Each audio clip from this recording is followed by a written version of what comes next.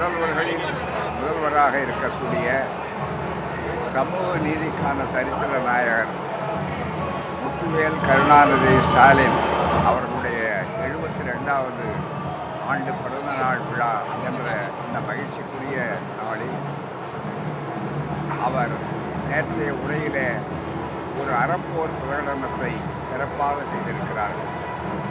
பதவி என்றால் இந்த தலைமுறைக்கு எப்படியாவது அதை தக்க வைத்துக் கொள்ள வேண்டும் என்று நினைக்கின்ற மலிவான அரசியல்வாதிகள் மத்தியிலே நம்முடைய முதல்வர் அவர்கள் ஒரு தனிப்பட்ட ஒரு மிகப்பெரிய ஒளி வீச்சாக திகழ்ந்து கொண்டிருக்கிறார்கள்.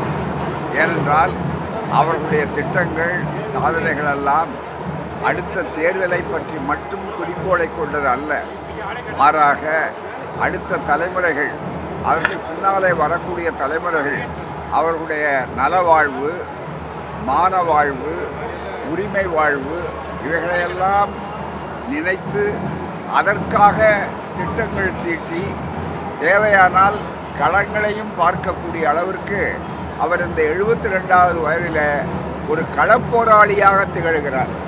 இதற்கு முன்னாலே அவர் ஒரு முதல்வர் இளைஞரணியிலிருந்து தொடங்கி அவருடைய அந்த காலகட்டம் களப்போராளியாக அவர்கள் இன்றைக்கு நிகழ்ந்து கொண்டிருக்கிறார்கள். ஏனென்றால் இன்றைய சூழல் தரக்குறைவான அரசியல் ஒரு பக்கத்தில், இன்னொரு பக்கத்தில் நேரடியாக இந்த இயக்கத்தை, இந்த ஆட்சியை எதிர்க்க முடியாமல் பின்வாங்கி அடையாளம் தெரியாமல் முகவரி இழந்தவர்கள் எல்லாம் இன்றைக்கு முழுக்க முழுக்க ஏதோ யாரையாரையோ பிடித்து குறுக்கு வழியிலே ஒரு பக்கத்தில் ஆளுநர் மூலமாக ஒரு போட்டி அரசாங்கத்தை கொண்டு அந்த போட்டி அரசாங்கத்தை நடத்தலாம் என்ற ஒரு முயற்சி, இன்னொரு பக்கத்தில் நிதியை தர வேண்டிய நிதியை கூட தராத நிதி மறுத்தல், இன்னொரு பக்கத்தில் தேவையான போது மிக முக்கியமாக பேரிடர் போன்ற இடங்களுக்கு கூட ஒரு காசை கூட கொடுக்காத அளவுக்கு நடந்து கொள்ளக்கூடிய நிலை, இன்னும் சில நேரங்களிலே பல வாய்ப்புகளை குறுக்கே விட்டு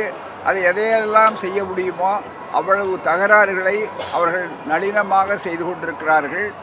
இங்கே தமிழ்நாட்டு மண் என்பது ஒரு ஏறத்தாழ 100 ஆண்டுகளுக்கு மேற்பட்ட இன பண்பாட்டு படையெடுப்பு எதிர்க்கின்ற பெரியார் மண். 1926 தந்தை பெரியார் அவர்கள் இந்தியன் ரகசியம் என்று எழுதினார். அதில் தெளிவாக சொன்னார், இந்தியை கொண்டு வருவது திணிப்பது என்று வருவதனுடைய நோக்கமே வடக்கே இருந்து அவருடைய நோக்கம் முழுக்க முழுக்க சமஸ்கிருத கலாச்சாரம், ஆரிய கலாச்சாரத்தை உருவாக்குவதுதான் என்று சொல்லக்கூடிய அளவிற்கு வந்தார்கள்.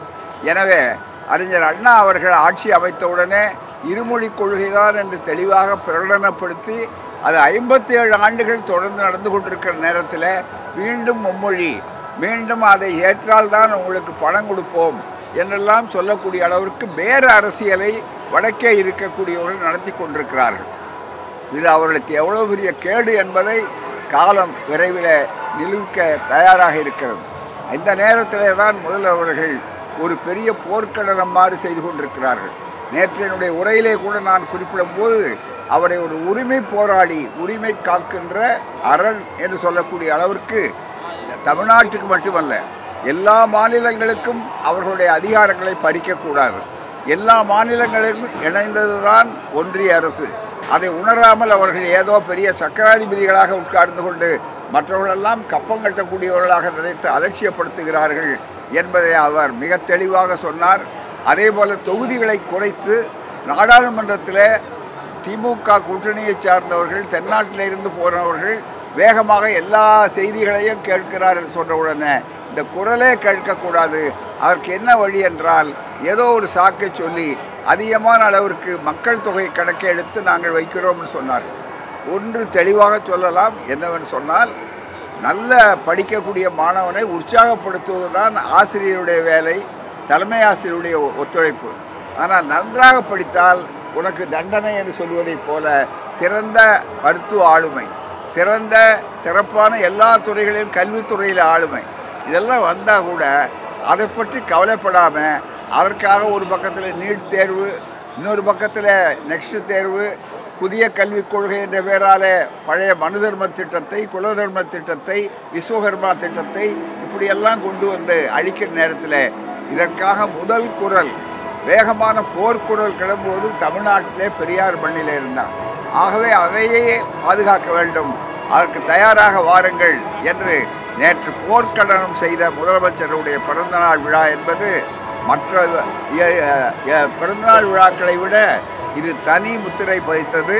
ஆகவே மக்கள் ஆயத்தமாக இருக்கிறார்கள் என்ற இந்த மண்ணிலே மீண்டும் ஒரு இந்திய ஆதிக்கமோ சமஸ்கிருத ஆதிக்கமோ ஆரிய ஆதிக்கமோ சமூக நீதிக்கு எதிரான நிலைகளோ வராது என்பதுதான்.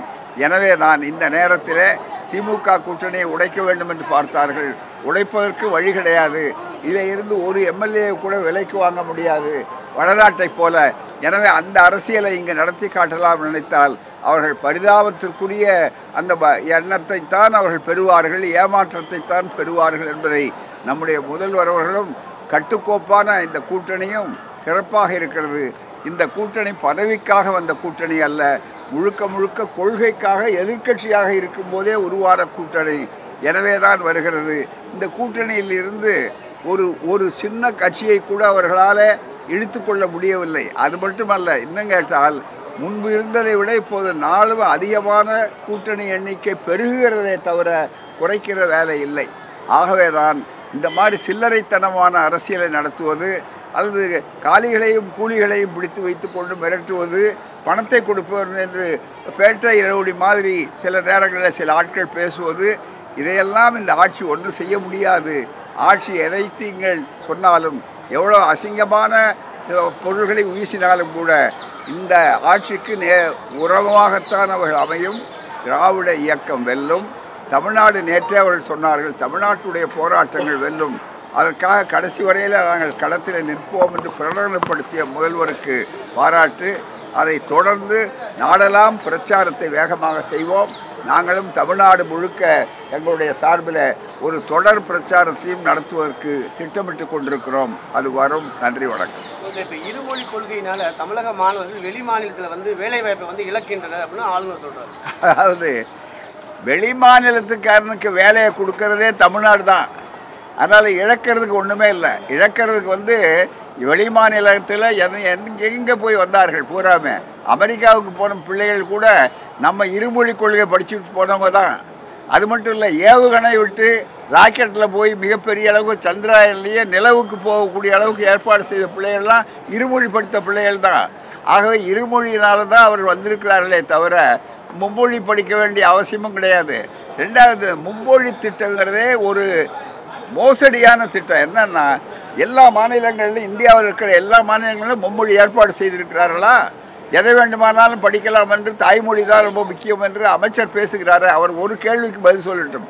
அவரை நேரடியான கேள்வி என்று சொன்னால், எங்காவது எத்தனை மாநிலங்கள் இருக்கின்றன, எந்தெந்த மாநிலங்களிலே நீங்கள் எவ்வளவு பிறமொழி ஆசிரியர்களுக்கு நியமனம் செய்திருக்கிறீர்கள், எங்கே எல்லா மொழிகள் அரசியல் சட்டத்தில் 22 மொழிகள் அறிவிக்கப்பட்டிருக்கின்றன, எதுவும் தேசிய மொழி என்று அறிவிக்கப்படலை. இந்த 22 மொழியிலும் எந்த மொழி வேணாலும் நீங்கள் எடுத்துக்கொள்ளலாம், இந்தி தான் இல்லை நாங்கள் திணிக்கலேன்னு ஒரு பொய்யான காரணத்தை சொல்லி திசை திருப்புகிறார்களே. அப்படியானா மாணவர்கள் படிக்கிற தயாராக இருந்தால் உத்தரப்பிரதேசத்தில் தமிழாசிரியர்கள் எத்தனை பேர் இருக்காங்க, குஜராத்தில் தமிழாசிரியர்கள் எத்தனை பேர் இருக்காங்க, அதே மாதிரி மற்ற பீகாரில் தமிழாசிரியர்கள் எத்தனை பேர் இருக்காங்க, பீகாரில் இருக்கக்கூடிய தமிழர்கள் அங்கே படிக்கணும்னா உடனே பண்ண முடியுமா? ஆகவே நான் கடைஞ்செடுத்த ஜமக்காலத்தில் வடிகட்டிய பொய்யர். அவ்வளோதான். நன்றி, வணக்கம்.